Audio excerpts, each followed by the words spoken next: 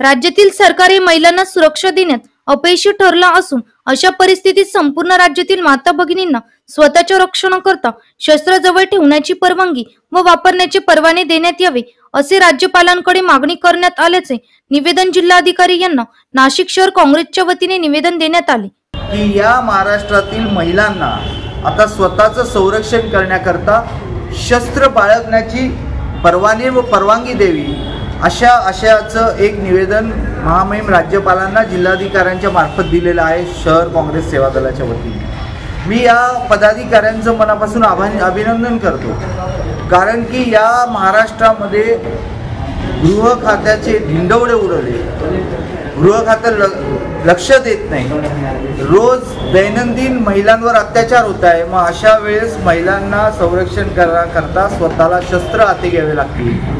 मग स्वतः सरकारनेच हे शस्त्र बाळगण्याचे परवाने आणि परवानगी द्यावी अशाचं निवेदन सेवा दलाच्या वतीने आज देण्यात आलेलं आहे।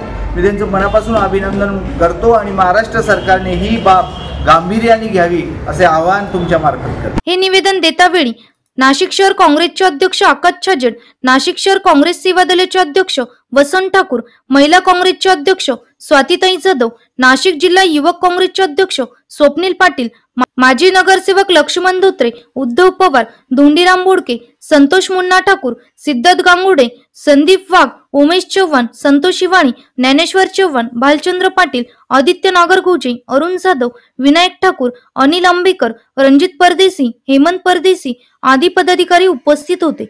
एनसीएन न्यूज साठी प्रतिनिधी राजेंद्र साखरे, नाशिक।